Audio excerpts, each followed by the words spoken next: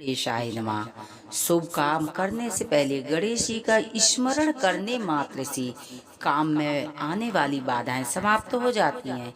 ओम नमः शिवाय। सावन का पावन महीना जो कि आप सुन रहे हैं, शिव पुराण था। राधे कृष्ण फ्रेंड्स, कैसे हैं आप? आइए सुनते हैं। सावन के पावन महीने में देवों का देव महादेव को सावन का महीना बेहद प्रिय होता है। इस महीने में दान पुण्य जप तप करने से भोलेनाथ की असीम कृपा प्राप्त होती है। आइए सुनते हैं। चौथे अध्याय में आपने सुना था भोलेनाथ ने काशी को अपना प्रिय स्थान बताया था। आइए सुनते हैं पांचवा अध्याय। भगवान सदाशिव ने कहा, हे प्रिय, हमें एक ऐसा मनुष्य उत्पन्न करना चाहिए जो सब विद्याओं में पारंग हो और जिसके ऊपर हम संपूर्ण संसारिक का भार छोड़कर आनंद पूर्वक विहार कर सकें।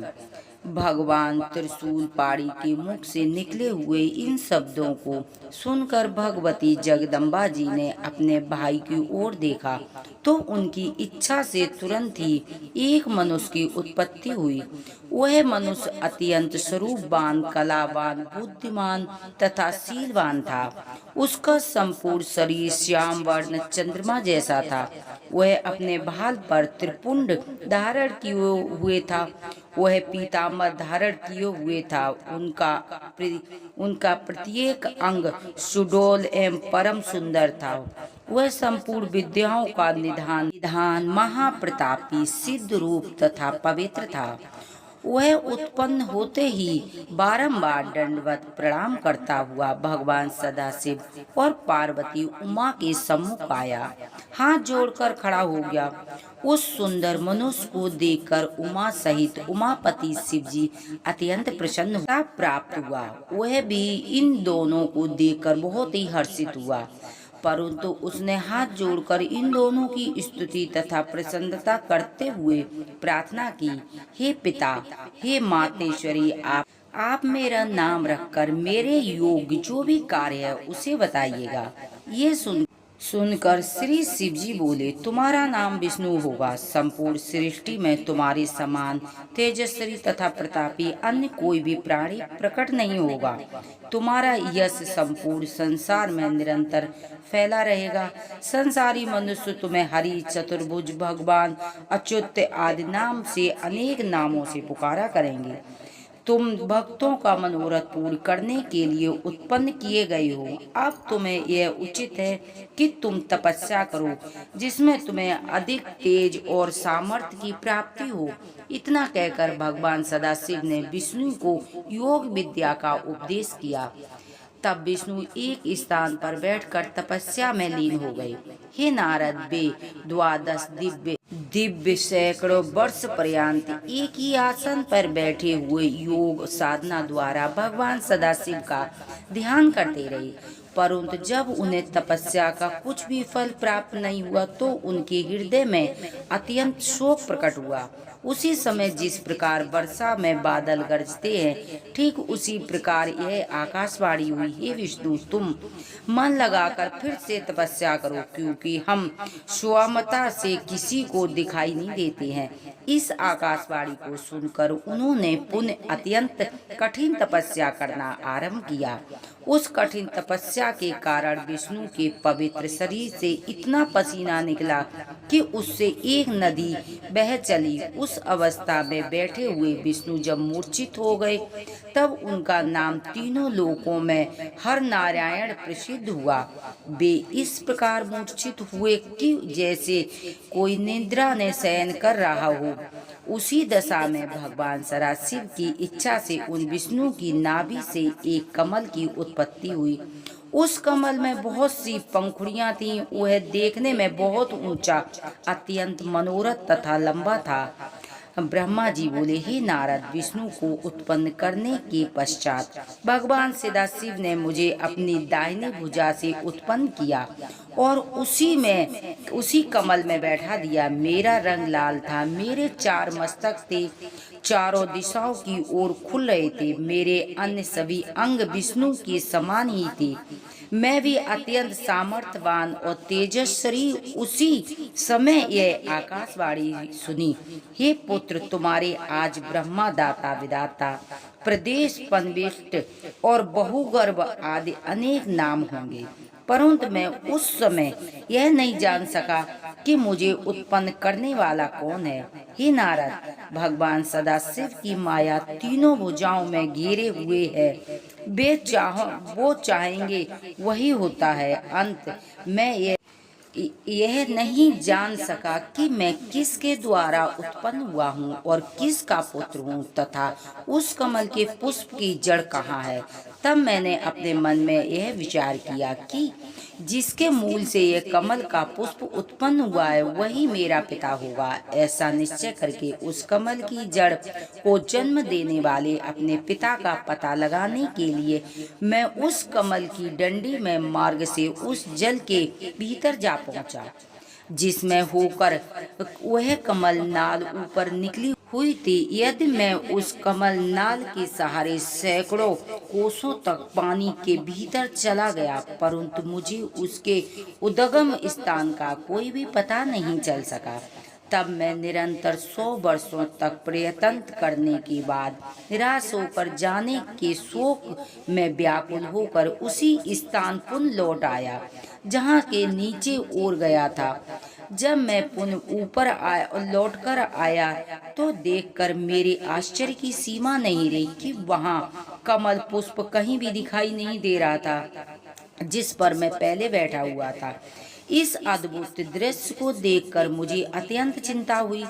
तब मैंने उस संपूर्ण सृष्टि के स्वामी अपनी रक्षा करने की प्रार्थना की। हे नारद, उस समय मुझे चिंता युक्त देखकर आकाशवाणी हुई कि जिसके द्वारा 2 अक्षर प्रकट हुए हैं, उन अक्षरों के सहारे 16 तथा 21 अक्षरों और ज्ञान हुआ है, जिससे मैं बहुत ही बातों का जान सका हूँ। ठीक उसी समय भगवान सदाशिव की इच्छा से उस जल में अचेत होकर पड़े हुए विष्णु अचेत होकर मेरे समीप आए। वे रत्न जड़ित किरीट आदि को धारण किए हुए थे। उनके शरीर का रंग मेघ के समान श्याम था। उनके इस मनोहारी प्रकाशवान स्वरूप को देखकर मैं आश्चर्यचकित रह गया। इतनी कथा सुनकर ब्रह्मा ने कहा, हे नारद, इसमें किसी प्रकार का संदेह नहीं करना चाहिए, क्योंकि भगवान सदाशिव जो चाहते हैं वही होता है। अंत मैंने विष्णु के उस रूप को देखकर पूछा कि आप कौन हैं? विष्णु ने उत्तर दिया, हे ब्राह्मण, मैं ब्रह्म, हम ब्रह्म अलख निरंजन हरि भूपत निराकार अचेतन तथा सच्चिदानंद आनंद स्वरूप हैं। हम तुम्हारे पिता हैं और हमारे ही नाभ कमल द्वारा तुम्हारी उत्पत्ति हुई है। अब तुम निर्भय हो जाओ, क्योंकि हम तुम्हारे रक्षक हैं। हमारे ऊपर हमारे समान अथवा हम से उत्तम अन्य कोई नहीं है। हम उसी के स्वामी हैं। हे नारद, विष्णु जी ने यह बात अज्ञान अवस्था में ही कही थी कि हम ही उत्तर और हम ही ब्रह्म हैं, क्योंकि वे उस समय शिव जी की माया से अचेत थे। भला इस संसार में ऐसा कौन है जिसे भगवान शिव की माया भुलावे में नहीं डाल देती? हे नारद, विष्णु के मुख से वचन सुनकर मुझे अत्यंत क्रोध आया। तब मैंने उनसे कहा, हे विष्णु, तुम ऐसी असत्य बात मत कहो और केवल भाव का निश्चय रखो। यदि तुम हमें उत्पन्न करने वाले होते तो वेद हमें ब्राह्मण, पिता, विधाता, परमेष्टि आदि नामों से नहीं पुकारते। हम स्वयं ही तीनों गुणों को धारण करके संपूर्ण सृष्टि को उत्पन्न करने वाले हैं। अंत तुम्हें हमारे प्रति ऐसे शब्द नहीं कहने चाहिए। मेरी बात सुनकर विष्णु बोले, हे ब्रह्मा, तुम्हें ऐसे अज्ञान में पड़ना उचित नहीं है। इस सृष्टि को उत्पन्न करने वाले तुम नहीं हो, बल्कि हम ही हैं। हम ही जीवों को उत्पन्न करके उनका पालन करते हैं और प्रलय काल में सबको नष्ट कर देते हैं। हमारे हरि, ईश, अच्युत आदि सर्वोत्तम नाम है। हमारी माया के वशीभूत होकर सब लोग अपना ज्ञान भुला बैठते हैं। इसीलिए तुम भी ऐसा कह रही हो। इसमें तुम्हारा कोई दोष नहीं है। यह संपूर्ण संसार हमारे द्वारा ही उत्पन्न हुआ है और हमारे ही अधीन बना रहता है। हम ही ने वेदों को बनाया है और तुम्ही नाभि कमल द्वारा उत्पन्न किया है। तुमसे अधिक श्रेष्ठ अन्य कोई नहीं है। तुम अपने नामों पर अहंकार मत करो तथा क्रोध त्याग कर जो वचन कहने योग्य उचित हैं उनका प्रयोग करो, क्योंकि जिस प्रकार अंधा मनुष्य आँखें की महिमा का निर्धन मनुष्य धनवान की अवस्था का वर्ण करे, उसी प्रकार वेद ने तुम्हारे नामों का वर्ण किया है। यदि तुम्हारा पूजन करोगे तो वह शुभ होगा, अन्यथा हम तुम्हें अपनी शक्ति द्वारा नष्ट कर देंगे। हे नारद, विष्णु के ऐसे अहंकारी पूर्ण शब्द सुनकर पहले तो मुझे बहुत हंसी आई, फिर हृदय में इतना क्रोध उत्पन्न हुआ कि मैं उनका शत्रु बन गया और उनसे इस प्रकार कहने लगा, हे विष्णु, जिस प्रकार गुरु अपने शिष्य को झिझड़ कर बुलाता है, उसी प्रकार तुम हमें उपदेश क्यों दे रहे हो। हे नारद, परम्पर इस प्रकार कहते हुए हम तथा विष्णु आपस में युद्ध करने लगे। शिव जी की माया से मोहित होकर हम दोनों ने बहुत समय तक खूब युद्ध किया, क्योंकि हम दोनों ही अपने को संपूर्ण सृष्टि का स्वामी समझते थे। 5वां अध्याय यहीं पर विराम लेता है। कल सुनेंगे 6ठा अध्याय, जिसमें ब्रह्मा विष्णु को किस प्रकार युद्ध से रोका गया। कर्पूरी गौरम करुणावतारम संसादिसारम भुजगेन्द्रहारम सदा वसंतम हृदयारविंदे भवम भवानी सहितं नमामि। तुमेव माता च पिता तुमेव बन्धु च सखा तुमेव विद्या शरणं तुमेव शरणं मम देवि देवा। सदा भवानी दायिनी गौरी पुत्र गणेश, 5 देव रक्षा करें ब्रह्मा विष्णु महेश। सावन के पवित्र महीने में जो शिव पुराण का पाठ करता है, सुनता है अथवा दूसरों को सुनाता है, भोलेनाथ की असीम कृपा बरसती है।